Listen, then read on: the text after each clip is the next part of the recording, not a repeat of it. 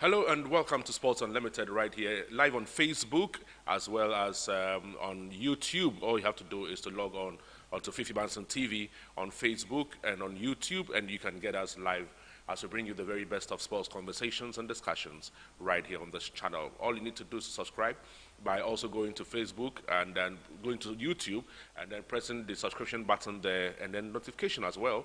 So we put every video there and you get the chance. If you don't watch us live, you get the chance to still watch the recorded versions right at the end of the show. All right, so today we're going to go into Europe. We'll talk about the Black Stars, talk about Ghana football, but before then, I want to go into Europe and find out how our Ghanaian players are moving, within the space of transfers and how they are doing out there.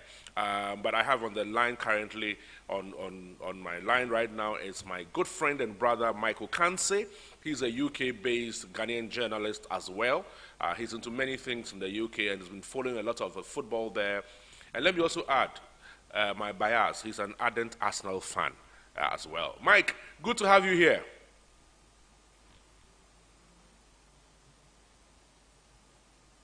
Hello, Mike, can you hear me? Hello, Mike, can you hear me? So we'll be trying to reach out to Big Mike. He's in the UK as a Ghanaian journalist, and we want to find out the movement. We've heard a lot of things about whether Thomas Partey is moving to Saudi Arabia or not, but we want to find out whether Crystal Palace will still keep the Ayew, Jordan Ayew. Where is Kamal Dean going? So a lot of rumors are going on that Arsenal is also interested in Mohamed Kudus and all of that. We want to find out what the rumors are, what the stories are right there in the UK where Big Mike is on with us. Hello, Big Mike, can you hear me? Well, we're still trying to sort out Big Mike not hearing us from the. But a lot of movements are going on, actually. A lot of movements are going on in the UK, especially. We know that Arsenal have gotten Kai Havertz. They got Declan Rice for £105 million. Kai Havertz was £65 million. He scored his first goal yesterday in the MLS game with Arsenal. Of course, you are seeing that during Timber has also joined the team from Ajax. Is it true Mohamed Kudus is heading towards Arsenal? It will be a good one to know. Andrew Onana from Cameroon definitely joining Manchester United. That's another very big one for African football. As to whether he sorted out his issues with Cameroonian bosses and all that's another matter. But Manchester United are very keen and very interested in having him. Mike, are you on the line now? See, I am on the line. I can hear you very clearly. Okay, thank you for joining us, Mike. There's so many rumors going on in the UK with regards to our players, African players, and movements and all of that. First of all, the biggest interest for Ghanaians is Thomas Partey. Is he staying or he's leaving Arsenal to Saudi Arabia? Thank you very much for this afternoon. A very good afternoon to all our cherished viewers and listeners.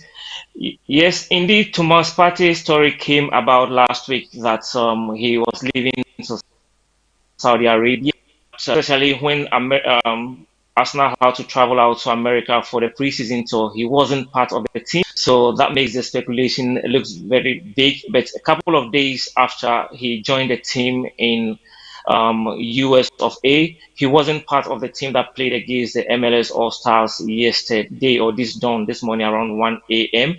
So as of now, rumors have it that he's had a bit of discussion with the manager of Arsenal, Arteta, assuring Mikel to give more chance to this.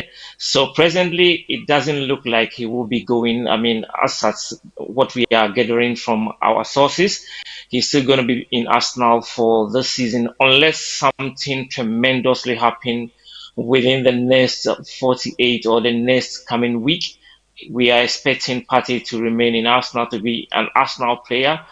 But aside that, as the way the market is going at this present moment in time, you don't know. Money can just swing hand easily. So we are still looking out for the unexpected. But as I said, for now, Partey has joined the Arsenal colleague in America. He wasn't part of the original entourage that traveled out to America. So he joined 2 days after the team left into America. We didn't know the reason why. Arsenal didn't come out with any statement as to the reason why he wasn't part of the original entourage that went to America. So for now, it's just a hope and wait game for us, the fans, and who are hoping that we'll still have Partey. At least he did very well last season. We are hoping to. But I know the money in Saudi Arabia is very good. Arsenal will need that money if they come back again. So that is the present situation regarding Partey at the moment. Okay, I will come back to the Saudi Arabian thing that is beginning to be a bother to some of the English journalists. But is it also true? I mean, there are rumors also that Arsenal is beginning to look at Mohamed Kudus. How far is true? That's true. It is very true. I mean, the rumor started coming out about 48 hours ago, and you might know the popular Arsenal TV, AFTV, carried out a story about it yesterday as well. Robbie, That right? Arsenal is looking to Kudus. Robbie, that's it, Robbie and his team. Arsenal is looking to get Mohamed Kudus from Ajax back here, and Van Persie was even talking about it. I mean, good old not Van Persie, Van Basten, Marco Van Basten of Mm, good old Holland, and then he was talking about it, trying to compare Kudus and Anthony, because remember they both came from the same Ajax setup, right. and he is of the view that Kudus is a better player than even Anthony, and therefore, if they will have to let him go, the money will have to be very, very big for them to allow him to go. Yes, indeed, it is being speculated. It is all, I mean, in the media everywhere in this part of the world that Arsenal are interested in him. But don't forget, Fee, because of the fair play market situation, Arsenal need to sell certain players off before we can even go in for Kudus Mohammed if we are really going to be going in for him. Remember, we had to wait for some few weeks, I mean, to the 15th of July before we were able to even sign Timber because of us again, the fair pay, and then also the market issues with taxation and all those things. So these are the things that Arsenal is also looking at, that if we have to go and get him, then we need to get certain off our market, the light of Pepe, the likes of maybe in Ketia one way or the other, and some other players. I have to get rid of big way for Kudus to join in if we have to go in. But I mean, to back to your question, yes, Arsenal are really looking at him, and as I said, Robbie and his team has picked it up, and that tells you that it is true. It is not just speculation. Other media this year have picked it up, and it's the same thing. So we have to wait once again and see what will come in a week or two. What about the story of Andrew Onana coming to Manchester United? Is it confirmed yet? It is confirmed. He's coming. They are just waiting for some paperwork to clear up now, but definitely he will be joining Man United. We were hoping that they could get him to the US. You know, they have a game with Arsenal coming Saturday in New Jersey, but I don't know whether he will be able to get to US in time for that game on Saturday dawn. But in terms of joining, yes, it is 99% sure that he'll be joining Manchester United. Mane has been agreed with Inter Milan. Definitely he'll be joining because don't forget Inter Milan got him on the free transfer from Ajax after his ban from the banned substance a couple Right. of years ago. So for Inter Milan to even get about 45 to 50 million, it's a good deal. You can't fault them for that. But as to whether he's joining Man United, yes, he's joining because De Gea is left United, no more a United goalkeeper. They need a replacement, and definitely Onana will be joining them. They were hoping, as I said, to get him for the US preseason, but unfortunately, I mean, the paperwork wasn't concluded in time for him to join the team to the US. He might join them later on, but not with the game with Arsenal on Saturday morning. Mike, there are other African players who are also making loads of movements around it, with specific interest to Ghanaian players in particular. I mean, is there any other movement you've heard of? Because I know in Southampton, for example, we had two Ghanaian players there in Kamaldeen, and then of course one of our best defenders as well in that Southampton squad. Are there any movements since they went into relegation? Are there any movements for them so far? Any rumors coming through for them?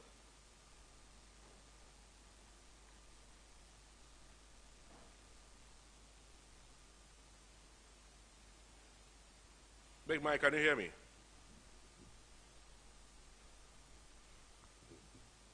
Well, I'll be trying to get back to Big Mike as he gives us some more conversations on what's going on with our players in Europe.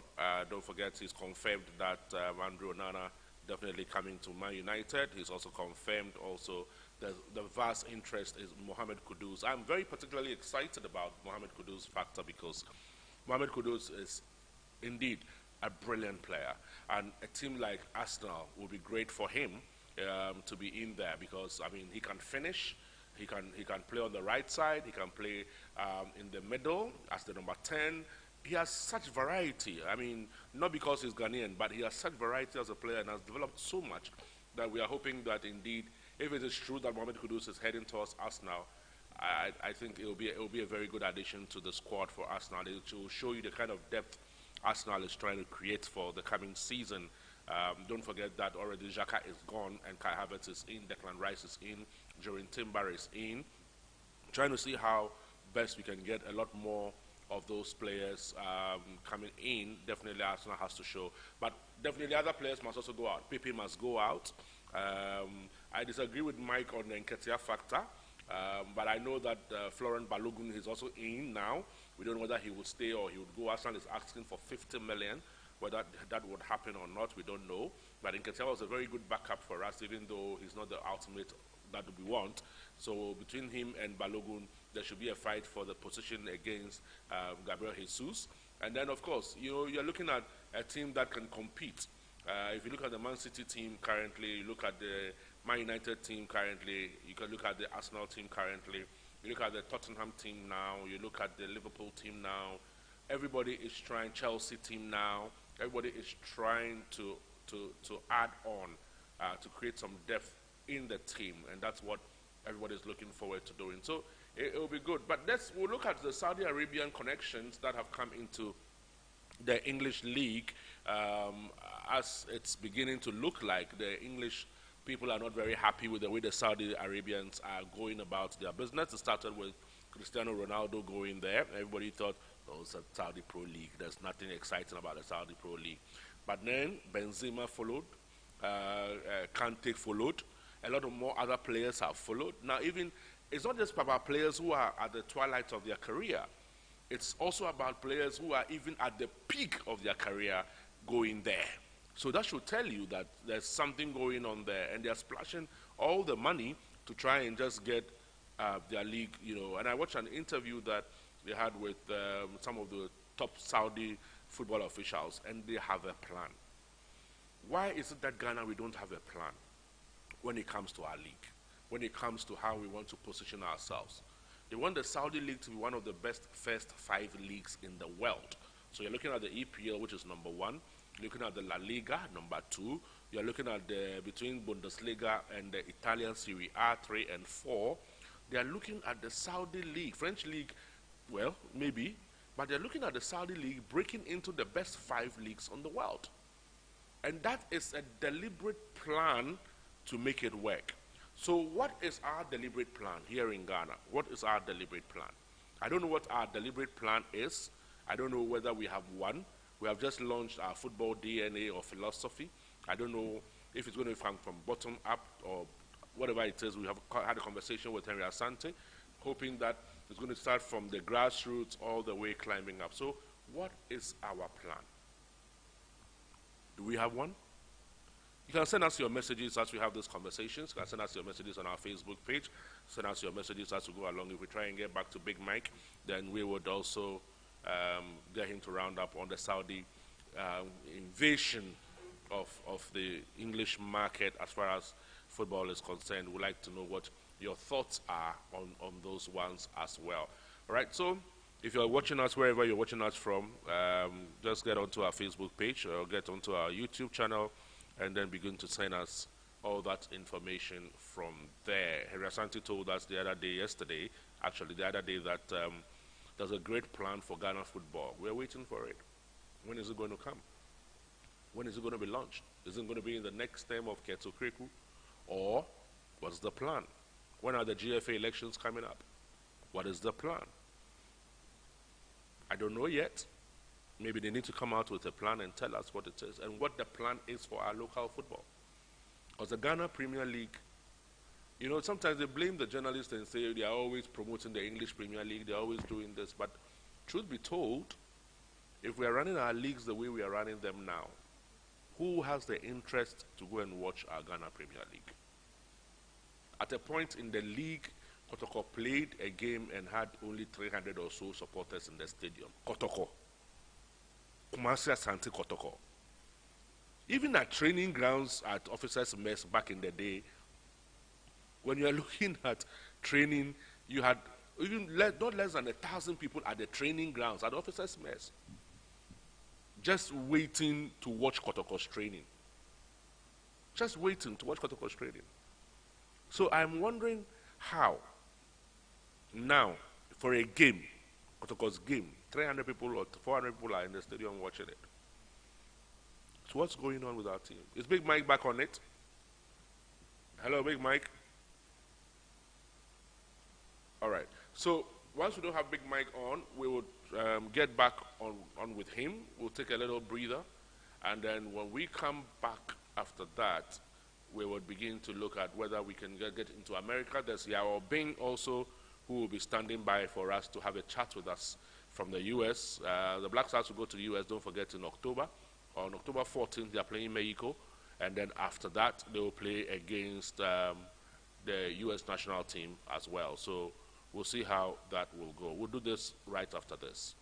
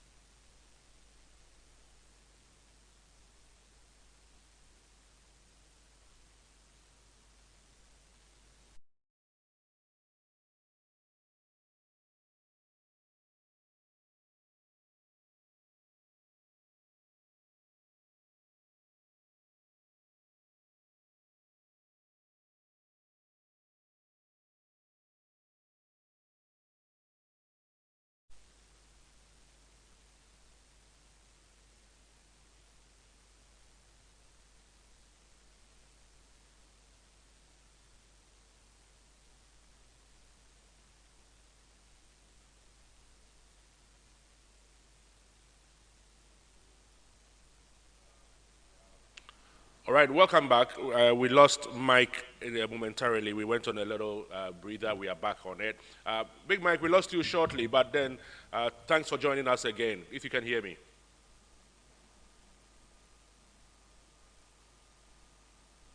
I can hear you. Can you hear me? Yes, I can hear you loud and clear. Let's look at quickly Okay.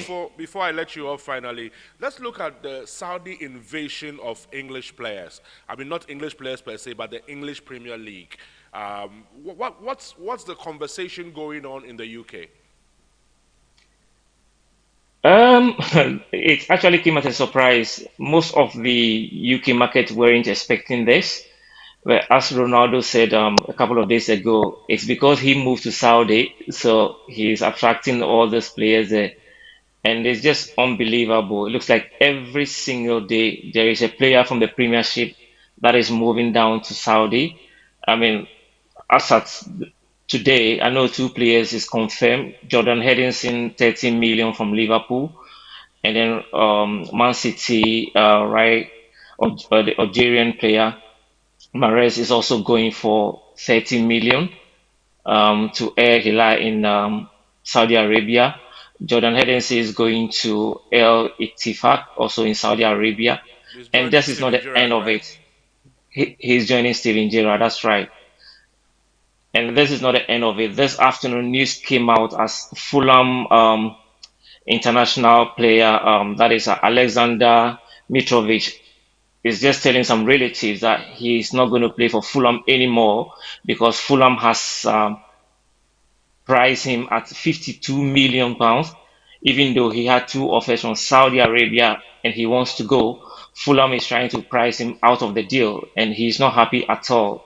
Sky Sports has just carried out breaking news this afternoon that he's not happy and he wants to, I mean, refuse to play for them this season. So a lot of the players are getting interested in the deal now. I mean, aside the monetary aspect of it, they think the weather is good. Of course, taxation is not going to be like the UK. Don't forget the UK, they are being taxed about 40% of any income they make. They're not going to have that same taxation in Saudi Arabia. So they are all interested. They want to go. And um, we don't know the impact it's going to have actually on the Premiership until the beginning of the season in about a month or less than a month away, the 14th or the 15th of August. We're expecting the Premier League to kick in.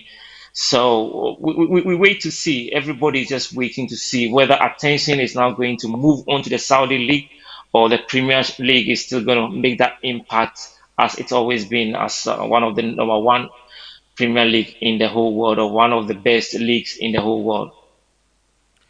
Well, the Saudis actually have said that they wanted the league to be one of the best first five leagues to be mentioned in the world, and it looks like they have a real Yeah. plan towards that kind of agenda. But what is the main motivating factor? The money? I would say yes to some of the players. The money is the main factor, and then some other players is of course the weather.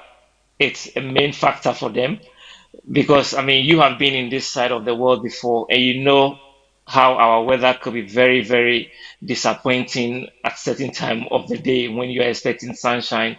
It's raining, so that is the reason why sometimes you don't even get some of these Spanish players willing to come here and play in the Premiership because of the things like weather and all these things.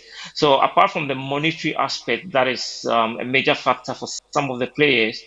The weather plays another factor, as well as the tax system in this country is really very, very high. And they think that some of them could get a tax free in Saudi Arabia. They have a beautiful sunny weather, I mean, 365 days. So why not? I mean, others have clocked the ages of 30, 30 plus, and they think they are coming to the end of their football career. They've won everything they would have won in football in Europe. So why don't you go and join the league in Saudi Arabia, make some money, and then in a year or two you call it quits and go back into some other businesses. Would you have advised Thomas Partey to go to Saudi Arabia, looking at the money? Personally, I would say yes because Partey is over 30 years, so or maybe let's say 30 years on the safer side. And then if you look at his injury history, um, you've played in Europe for some years, you've seen it in Europe. So if the money that our colleague or previous colleague Ibrahim Sani quoted some few weeks ago is right, then why not? I mean, I would advise him to go and get it. I mean, because if you look at him now, I don't think he has 2, 3 active years to play in the Premiership. Mm, He mm, might not be able to play 2, 3 years actively in the Premiership. mm. The way the pace of the Premiership and of course his injury history, if he go to Saudi Arabia, he'll be very, very good, very happy there. I mean, the sunshine will do More him good. relaxed. More. Also, more relaxed, yes, no pressure from the media and all those things. I mean, so if I was to advise Pate, I would say Pate, yes, take it and go. If he was your brother and he said he wouldn't go, I'm sure you would beat the hell out of him for him to go because you need the money in Ghana. Oh, fee definitely. Fee definitely. If Ghana have to go to IMF for loan of such, I mean, magnitude, why would you say you are not going to go? Now, tell me a little Yes, bit yes, yes, about. definitely. Tell me a bit about whether there's anything going on about. Is Jordan staying at Crystal Palace? So far, yes, we haven't heard anything from Crystal Palace. They haven't said anything. Remember, the only player the Saudi guys try to poach from Crystal Palace is Zaha, and he came up with some ridiculous amount, and they are like, you know what, you are not up there for that amount of money. We Mm, can't pay that amount of money. Money is not a problem for us, but we don't think you are that player that will spend that huge money on you. mm, mm. So in terms of Jordan, we haven't heard anything. So I don't think Saudi Arabia, not Saudi, I don't think Crystal Palace will be in the position or they are eager to sell him off at the moment. Remember when Roy came back, he's really used him effectively compared to when he was playing under Patrick Vieira because he Mm. was really struggling under Patrick Vieira. But when Roy Hodgson came back, we all saw the difference, the impact that he was making in the team. So I don't, I mean, think that Crystal Palace will let him go that easily. Is it a case of we don't know how to use Jordan properly when it comes to the Black Stars? Is it a case like that? Because sometimes when you watch him in the EPL, you don't think that he's the same player who plays for the Black Stars. That is true. I mean, sometimes I would say yes, we don't know how to use him, and then sometimes I would also put it onto Jordan himself because he looks a bit relaxed for me when he's playing for Ghana, and he thinks maybe he's a matured player, he's a senior player in the team, so he wouldn't put in the shift to help the team enough as he would do for Crystal Palace. Because if you look at Crystal Palace, he is not among the senior players or the big shots in the team. So he needs to put in the shift to be able to command the regular place in the team. But when it comes to Ghana, he knows that whatever happens, get 5 minutes or at least unless he gets injured. So that I mean, it's in two ways. One way we may not know how to use him effectively, and Hmm. then the other way is Jordan not putting in the same drive, the same work that he puts in for Crystal Palace when he's playing for Ghana.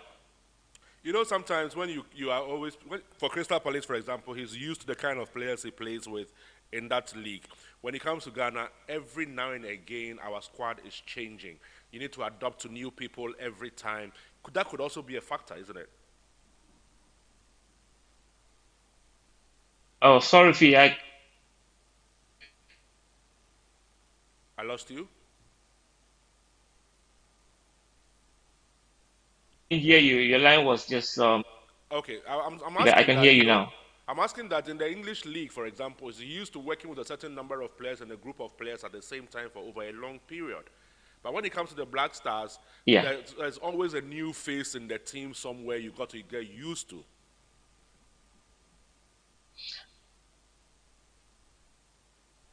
That is also a factor, but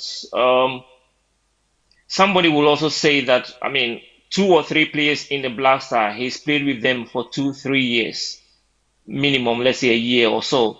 So even though you might get 1 or 2 changes here and there, you should know your teammate in the Black Star by now.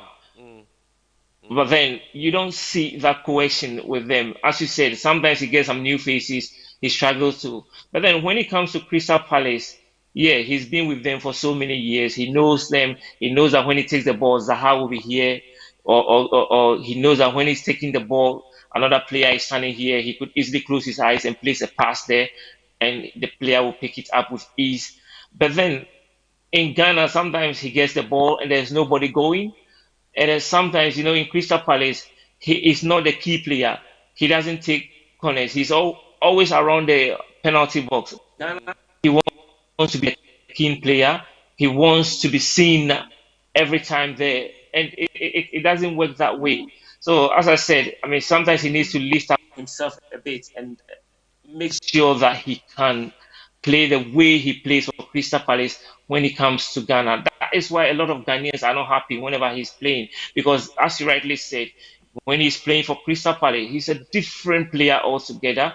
But when it comes to Ghana, we can't see that same, not even 60% of what we see in Crystal Palace. Is there any news about our boys at Southampton and whether they are moving? Unfortunately, nothing is being reported yet. We haven't heard anything. Salisu has been on injury for some time.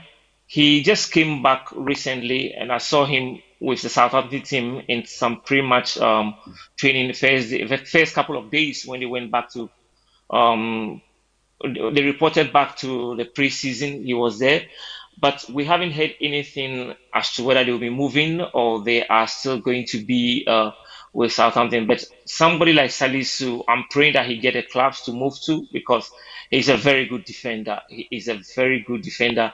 The records here shows that I mean, the top five defenders in the Premiership. He happens to be among the top five best defenders in the Premiership here. So I would like him to go and have a feel with another Premiership club. Um, Kamara Dean, yeah, I mean, the last match of the season.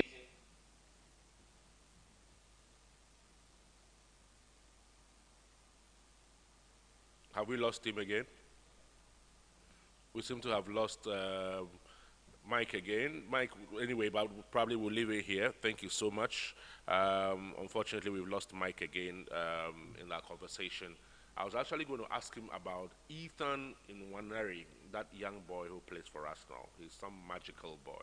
We'll talk about him later on another time when I get through to Big Mike. Mike, thank you so much for joining us this afternoon and giving us some updates from the UK. We should do this again another time, definitely. All right, so we'll do a little break. Then again, when we come back, I'm heading to the US, talking to Yao Obing. He's a Ghanaian football analyst, also based here, but he's in the US currently. We'll find out his thoughts about a few things running in our football.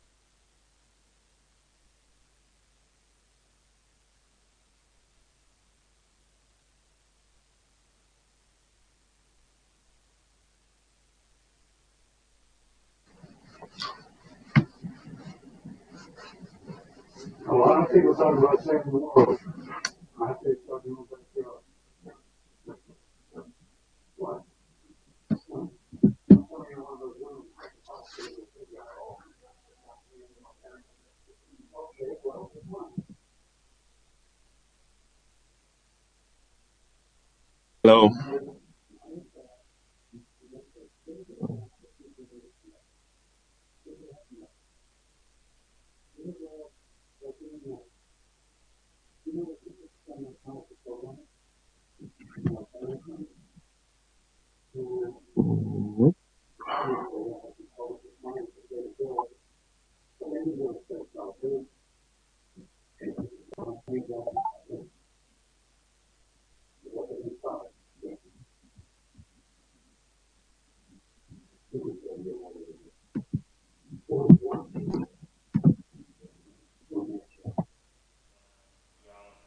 All right, so welcome back. We took a little break and we are back on now. And Yao Bing is in the US. He's a Ghanaian sports analyst. I've done many jobs with him in the past. He's in the US now. But let's find out a few things from him as well. Most of the teams are doing preseason in the US and whether he's been able to follow some of them there. Yeah, good to have you. Hi, Fifi. How you doing?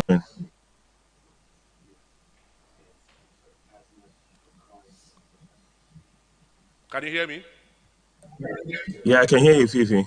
Great, great, great. Good to have you here. As you are in the U.S. now, most of the teams are in the U.S. doing their preseason. Have you been able to follow them? Yes, I think that yesterday I was able to monitor Chelsea beat Wrexham and then also the MLS game that Arsenal played. Two good games for the English teams. They both won 5-0. So good exercise. What's your take on this whole Saudi Arabian invasion into the EPL? Well, I think that the Saudis clearly have a structured plan that they want to do. They had a list of players that they wanted to target, and they seem to be going about it in a very well planned way. It's you compare it to what the Chinese did, and you realize that these Saudis have a well structured plan. They want to maximize the value of the league, so they are not just going after just players who, in quotes, we will say are washed up, but players who seem to have a certain value. I mean, if you think of the fact that they are able to target a 26-year-old Ruben Neves from Wolves, I mean, then that shows what exactly they are. And they were even targeting players like Bernardo Silva. I mean, they are almost through with getting a player like Riyad Mahrez, coupled with the fact that they've got big names like Ballon d'Or winner in Benzema, and last season they were able to attract Cristiano Ronaldo. Means that, I mean, they have the money and they really want to improve their league. As to What's the whether end that game? would, that's what we all need to, because the initial thoughts was that they were going to use that as a marketing ploy for their bid for 2030 World Cup, and that was included in the discussions they had with someone like Lionel Messi, where they wanted him to be play in the league and also be an ambassador. And I also gather that that's the same deal that they gave to Karim Benzema. So his deal involves playing plus certain bonuses and also an ambassadorial deal for him. So clearly they want to, I mean, after what Qatar did in the just ended World Cup, Saudi want to also host the World Cup. But everybody needs to look at it in a certain way and see that, look, beyond the World Cup and beyond attracting attention to Saudi Arabia, because there's also a tourism part of it. I mean, if they have the stars, people will start also trooping to that side of town to also look watch games, and that also bring the necessary revenue, because we also have to realize that that's also another part of it. But I'm thinking long term and to look at whether the players will significantly improve their league, as in terms of their indigence, and see whether the quality will be transferred to the Saudi players and the next generation of Saudi players. And that's what they need to structure properly. Why, the players who are moving there, is money the motivation? Oh, it is. I mean, look, let's all be honest here. We all work in various fields, and I don't think that any of them have any qualms about it, or they should be ashamed about it. Because look, if you work in a certain institution and another institution comes and offers you sometimes three times, sometimes four times your current salary, I'm sure all of us, and if we are being honest, will move. I mean, it's just a few people who will still be loyal. So if you, and I listened to somebody like Ruben Neves who said, look, my greatest trophy is my family and to provide a comfortable life for my family. So he is not looking at sporting honest. He's looking at how he can provide a quality life. So if Ruben Neves is being offered five times his salary at Wolves, I mean, I don't think his wife will be upset or his mother or his friends will be upset that he's moving. And at the end of the day, he needs the money to look after his children. I just had a chat with one of our colleague journalists in the UK, Michael Kansey, and I was asking about his take on Thomas Partey's movement to Saudi Arabia or whether he's staying and all of that. What's your take? If you were to advise Partey, would you ask him to go or to stay? Well, I think that the Ghanaian in me will say, hey, go for the bag. But I think that Partey has maybe like a couple of seasons um, to play in the top level. So if I were to advise Partey, I'll just say take those 2 years and gain as much of experience as you want in Europe, and then after you can then jump to the Saudi train. If the Saudi train is going to be sustainable, then in 2 years it will still be lucrative. You could tell that people are making deliberate efforts about improving their leagues. Let's come back home to Ghana. What is our plan? Do we have one? For the league, I don't know what the FA is doing because I mean, if you look at all the metrics that have to go with our league, um, we are failing on a lot of things. I mean, you need to look at the fact that attendances in our league have gone on an all-time low, where you have clubs like House of Folk and Kotoko playing matches, and you have less than 500 supporters going to the stadium. So and blame the FA, in entirely. I think that the clubs to also look at themselves in the mirror and see, look, are we doing the right things? Are we enhancing the league? I mean, the broad responsibilities on the FA, but I think that other stakeholders have to do it. And the fact that our league, people say it's competitive, I don't think it's competitive. I mean, if you look at the gap between the person who was first and the person who was relegated, it's not right. You don't see any league like that where Hearts of Folk at one point in time were almost relegation candidates getting to the last games of the season. I mean, when you look at that and you look at where they placed finally on the table, there's a disconnect. I think that our league is fraught with a lot of issues where we've had the Ash Goal saga, where there's a lot of sport betting allegations happening in our league. We've had issues of game manipulation, whether it's through sports betting or through the club's own insistence, where we all know in Ghana traditionally where the league is about to end and people start donating points. And we've seen coercion of referees where certain referees are being selected either by the referees committee to handle certain matches because in quotes they are the hatchet men and they are the ones who are going to do the bidding of certain paymasters. I think that we need to look at everything in totality and realize that we are not doing well.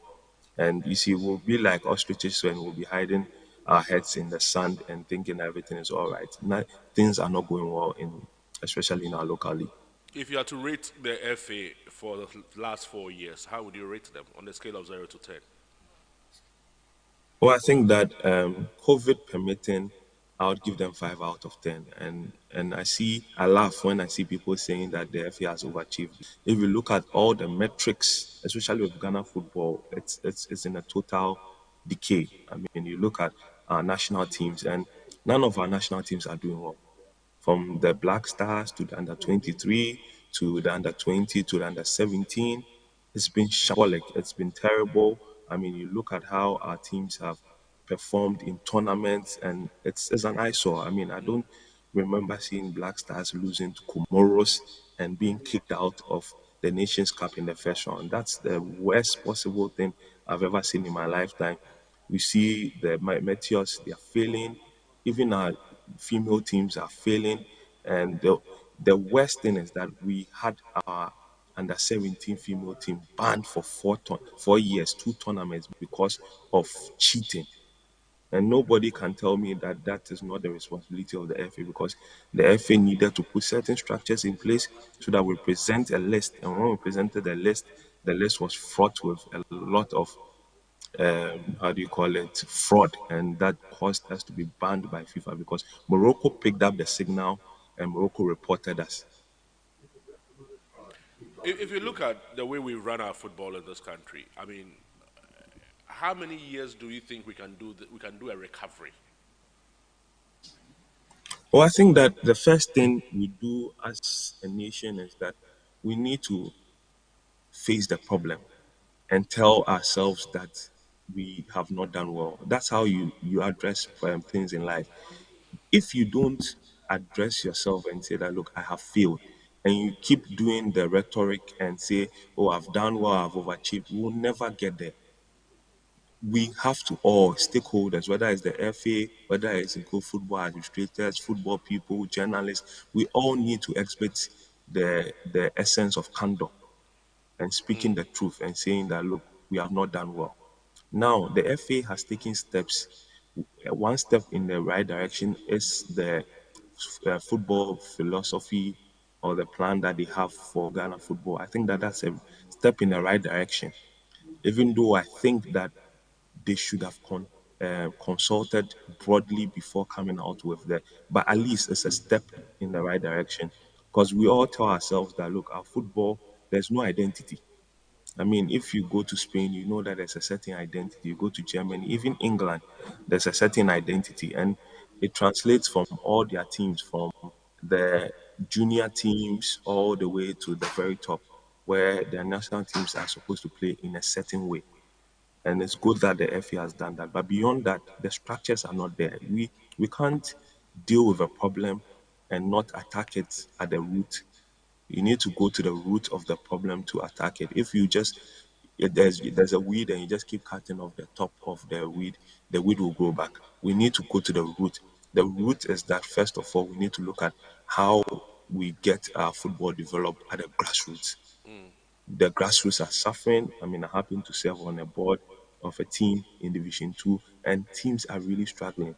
And it's such a sad situation because that's where the football is being churned out from. If you look at the Yeah. coast football to our Division Two, and if players are being given stipends, I mean monthly stipends of less than 100 cities.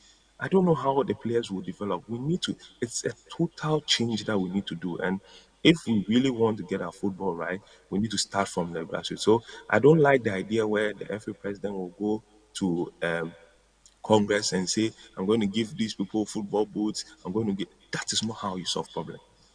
You don't solve problem by doing charity. You solve problem by putting structured, sustainable plans in place, which will then replicate where even when you are not even in office. But just the idea of doling cash and giving jerseys and giving football some 10,000 a year, that's no, it's not sustainable. It will not work. And I think that sometimes our FAs have been thrown into the political sphere of cheap populism and doing anything and absolutely necessary to stay in power. And that's what we get from our politicians, unfortunately, and it's translating into to the sporting fraternity, especially into football. Well, yeah, we'd like to leave it here for now because of our time, but we hope to get back to you probably tomorrow as well if you're available for us. By that time, you'd have done some more monitoring of the teams in America, and then we'll find out more about the transfers going on from your side as well. Thank you so much for joining us, Yao. All right, thank you, Fifi. It's been a pleasure. Well, Yao and I were hosting shows together during the World Cup. He's a Ghanaian sports analyst currently in the US, and we'll ask him to be helping us out on this show by monitoring some of the events happening there in the United States. Well, I'm sure that many of you have enjoyed these conversations. We're coming back again tomorrow, same time, 12:30. We'll be here, and we'll be talking about football and other things. Meanwhile, let me just say happy belated birthday to the Professor Azuma Zunzum Nelson. We're hoping to get him here one of these days for our chat right here on the show. Thank you so much for watching. Good afternoon.